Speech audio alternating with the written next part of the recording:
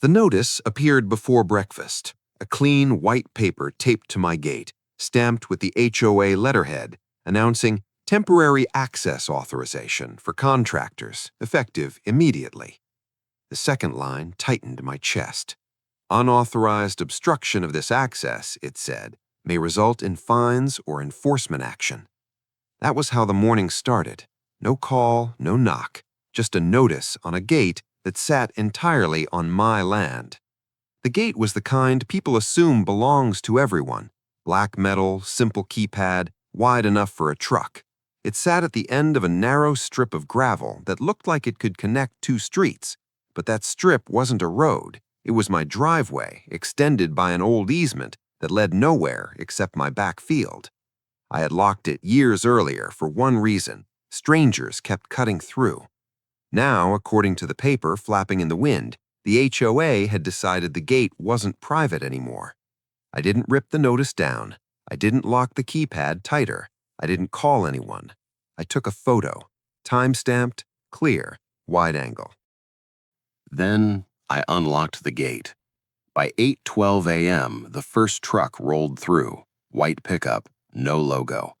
I stood back by the fence line and watched it slow at the keypad, pause when it realized the gate was already open, then ease forward like it had every right to be there. I wrote it down. 8:12, white pickup, entered, exited, 8:14. I wasn't angry, not yet. What I felt was something closer to curiosity. By mid-morning, 2 more vehicles passed through, one marked with a landscaping company's logo, another with ladders strapped to the top. All of them came from the HOA side of the neighborhood. All of them used my gate as a shortcut instead of driving the long way around. At 11:06 a.m., I received an email. Subject: temporary access adjustment. It explained that due to operational efficiency, contractors servicing the community would be permitted to use the auxiliary gate near Lot 17. It thanked residents for their cooperation and ended with a reminder about fines for interference. Lot 17 was my lot. Again, I didn't reply. I saved the email, exported it as a PDF, backed it up. Then I checked my camera system. The camera gate had been there for years, installed after a delivery truck once took out a section of fence. It recorded motion, captured plates when possible, and stamped everything down to the second. I adjusted one setting, increased the retention window. That afternoon, I printed a simple log sheet and clipped it to a clipboard. Time, vehicle description, direction of travel. Nothing emotional, nothing confrontational, just facts. At 3:40 p.m., a black SUV stopped at the gate.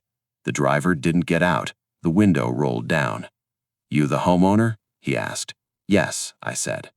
"We're with the association," he said, nodding toward the open gate. "This access is approved now, just making sure there's no confusion." I kept my voice even. "I saw the notice." "Good," he said. "We'll be using it for a bit." He waited like he expected a reaction. I didn't give him one. "All right then," he said, and drove through. That was the first conversation. Calm, short, no threats, no raised voices, just a confirmation that they believed what they were doing was allowed. By evening, the gate had been used 11 times. I sat at my kitchen table and reviewed everything. The notice photo, the email, the camera clips, the handwritten log. I pulled up my property documents next, not to send anything, not to argue, but to remind myself of something important. No recorded easement, no shared access, no emergency designation. Nothing had changed legally, only behavior had. So I let it continue. The next morning, I unlocked the gate again before sunrise. Another notice appeared by noon, this one laminated. It referenced temporary emergency routing and mentioned safety. It didn't cite a statute. It didn't cite a county order. I photographed that one too. By the end of the week, contractors were using the gate like it had always been theirs. No hesitation, no slowing. One even waved. What they didn't see was the growing folder on my desktop, the timestamps, the pattern, the language in their own messages. They thought the gate was just a shortcut. I was beginning to see it as something else entirely. A record, a trail, and if they kept walking it on their own, I wouldn't have to stop them. By Friday, the HOA sent a message that changed everything and quietly revealed how far they planned to go. The subject line arrived just after 9 a.m. Community Access Update, effective immediately. That wording mattered. Effective immediately wasn't how the HOA usually spoke. Their emails were normally padded with dates, reminders, committees. This one was short, confident, written like a decision had already been made. I opened it slowly. The message explained that due to ongoing service needs, the association would continue routing contractors through the auxiliary gate near Lot 17 until further notice. It included a line about safety and a reminder that blocking approved access may result in enforcement. There it was again, approved.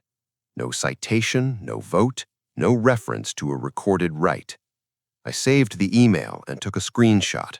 Clean crop, header visible, timestamp intact. That was screenshot moment 1.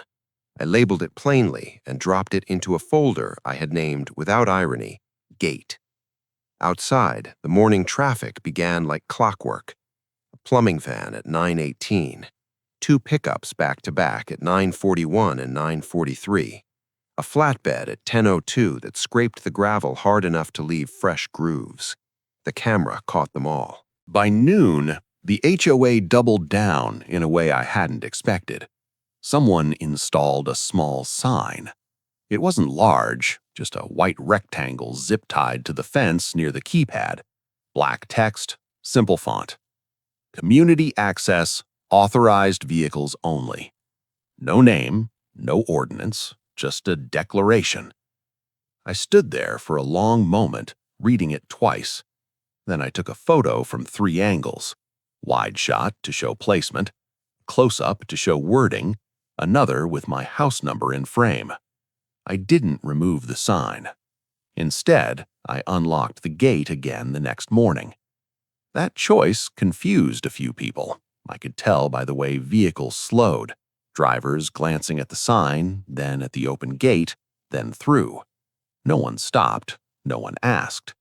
The HOA's confidence seemed to grow with each unchallenged day. Midweek, a follow-up email arrived, this one forwarded from a property manager to all residents. It included a simple map, a neighborhood layout with roads in gray, lots in white, and a thin, highlighted line cutting through my property, labeled Service Route. I stared at it longer than I meant to.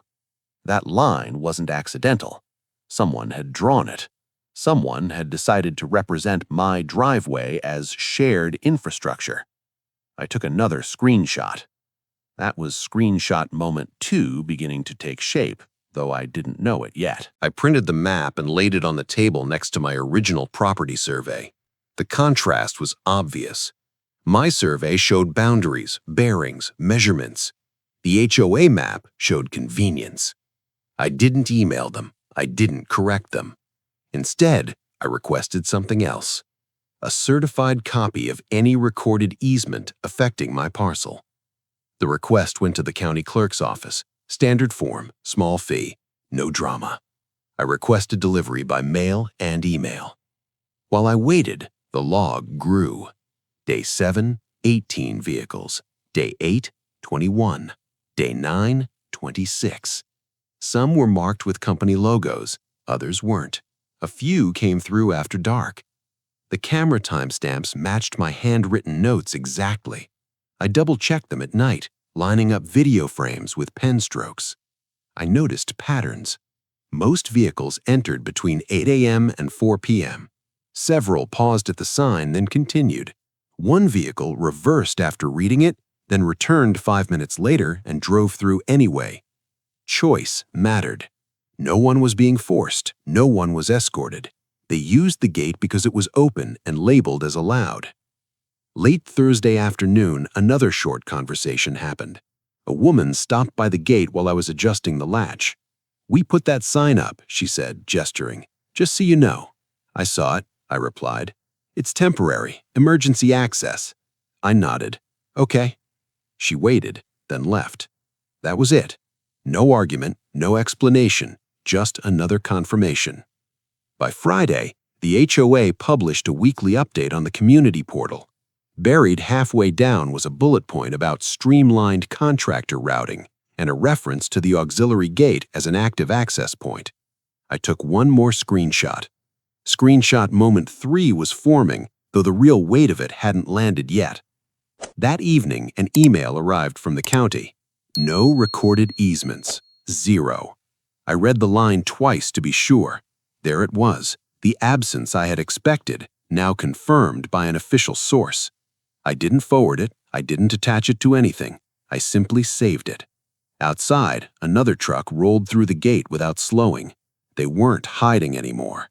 And that told me something important. If they were willing to put it on maps, signs, and official updates, then they were about to take the next step, one that would leave a permanent mark.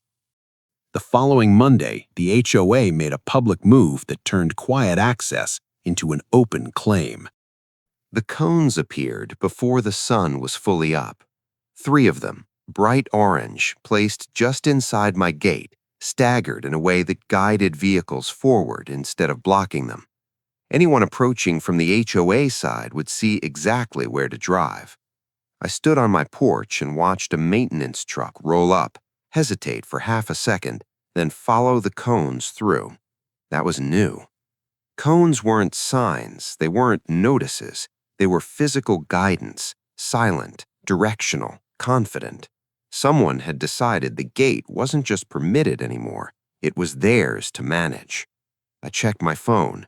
No email, no warning, nothing posted overnight. By 9:30 a.m., 4 trucks had passed through. One of them stopped long enough for a worker to adjust a cone that had tipped slightly. He fixed it carefully, like he was maintaining shared property. I filmed from a distance, not zoomed, not hidden, just steady footage showing the cones, the gate, the vehicles moving through on their own. At 10:12, the HOA escalated again. A new notice appeared on the gate, this one larger than the others, printed on thicker paper, bold header.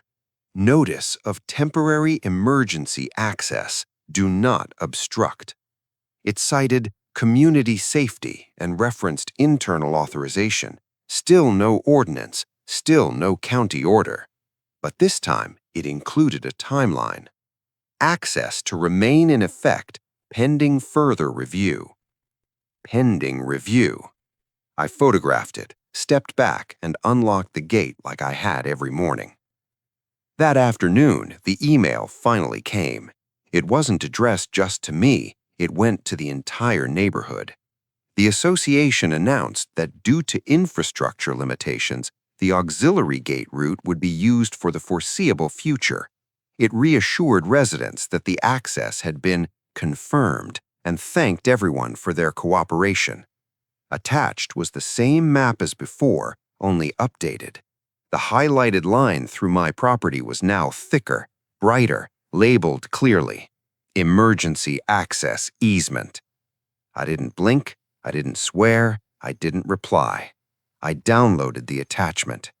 That was the moment the story changed, because calling something an easement doesn't make it one, but publishing it does something else entirely. It creates a record. I printed the email, the attachment, and the previous updates. I arranged them in chronological order on my dining table. Each one showed progression: temporary, approved, emergency, easement. Not a single document referenced the county.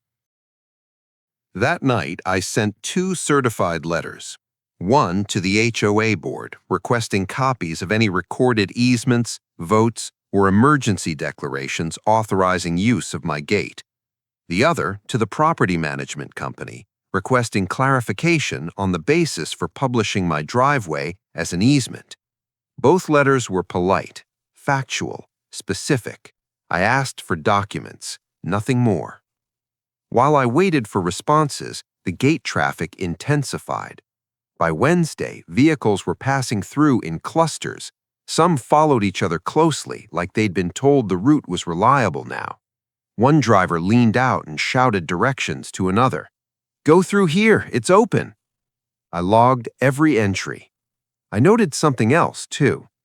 Several vehicles entered from the HOA side and exited back the same way. They weren't accessing my property. They were using it purely as a connector. That distinction mattered. On Thursday, the HOA took its boldest step yet. They sent a warning, addressed to me. The letter claimed that interference with emergency access could result in enforcement actions under community rules. It didn't cite a fine amount, but the implication was clear. I read it twice, then I placed it in the folder. I didn't respond.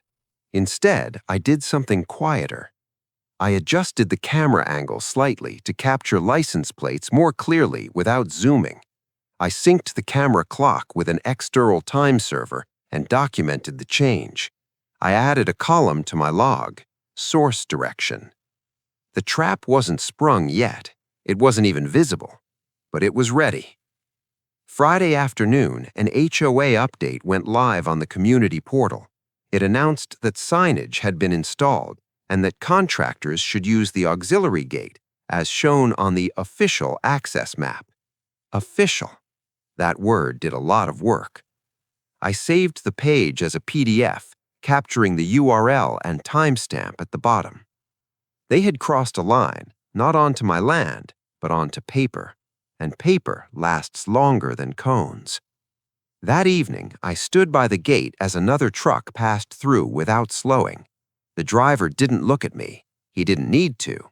From his perspective, everything was settled. From mine, the last piece was finally in place. By the next week, the HOA believed the issue was over, and that belief pushed them into a mistake they couldn't undo. The email came with a tone I hadn't seen before. Not firm, not defensive. Satisfied. Access route confirmed. Thank you for your cooperation. That was the subject line. The HOA announced that the auxiliary gate route had been successfully integrated into community operations. Contractors were instructed to use it without hesitation. Residents were thanked for their patience during the transition. Transition, as if this had always been the plan. Attached was a final version of the access map, cleaner, more polished than before. The line through my property was now identical in style to the public roads, same color, same thickness, same legend, no disclaimer, no temporary language, just a quiet declaration, this is ours now. I saved it. Outside, the cones were gone. In their place stood two reflective markers planted just inside my fence line. Subtle, semi-permanent, the kind you don't install unless you expect something to stay. A contractor drove through without slowing, coffee cup in one hand, phone in the other. No hesitation at all. From the HOA's perspective, the problem had resolved itself. The gate was open every morning, no complaints, no obstruction, no angry emails, no lawyers. Compliance without resistance. That's how it looked. On Wednesday, the property manager stopped by with another board member. They didn't knock. They stood near the gate and talked openly, assuming I wasn't listening. "See?" one of them said. "It's working. Told you it would. Once it's on the map, people accept it." They laughed lightly, like the matter had been administrative, not personal. When they noticed me, the manager smiled. "Everything seems fine now," she said. "Appreciate you being reasonable." I nodded. "I haven't blocked anything."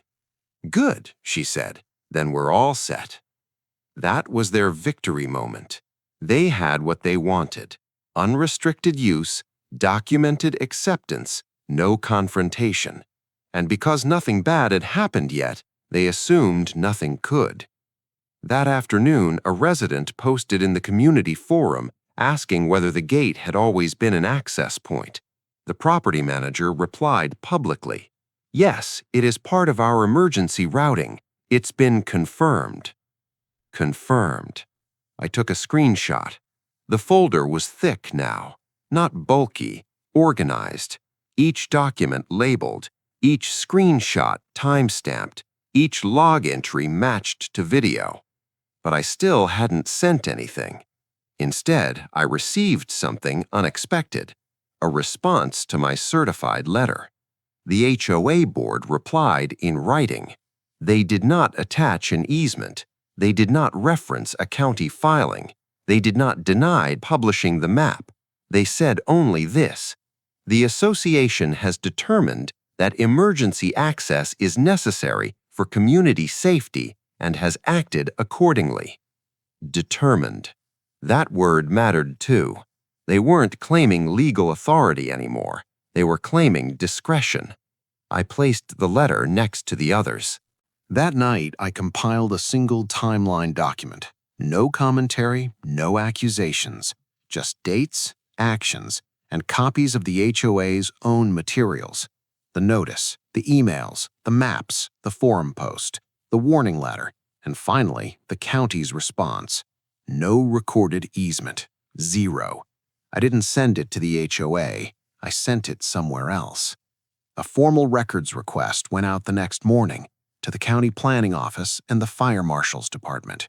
I asked whether any emergency designation, access order, or temporary easement had been filed or approved for my parcel.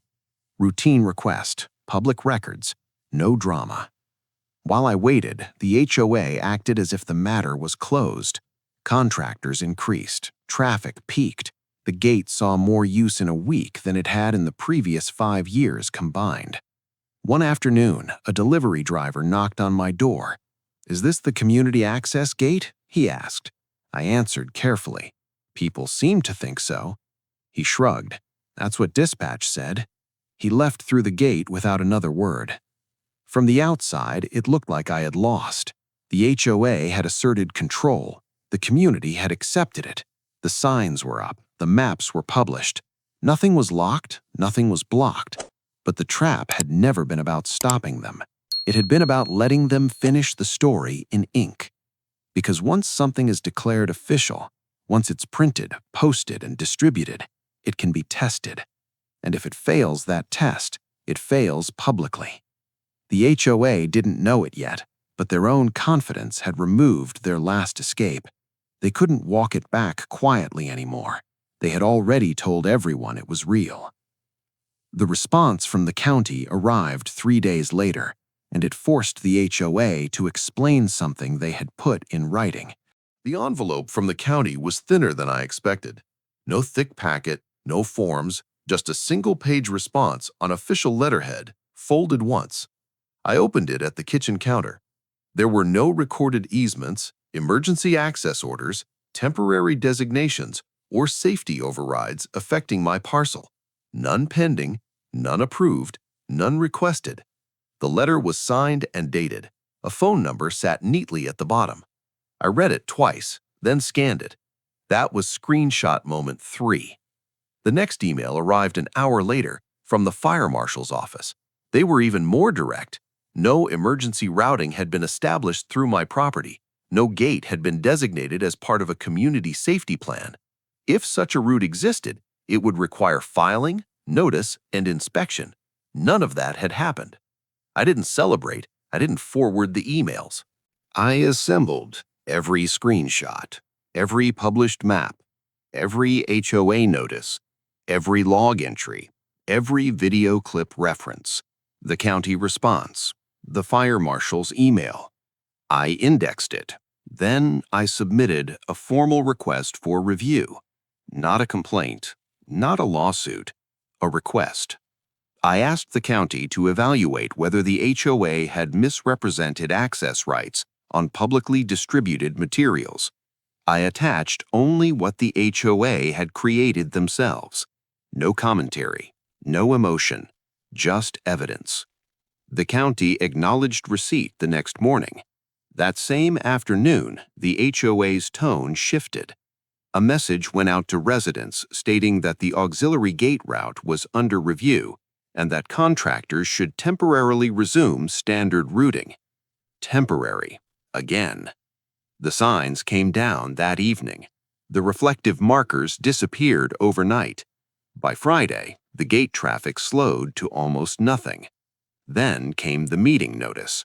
Special session, closed agenda item, legal counsel present. I attended quietly. No accusations, no speeches.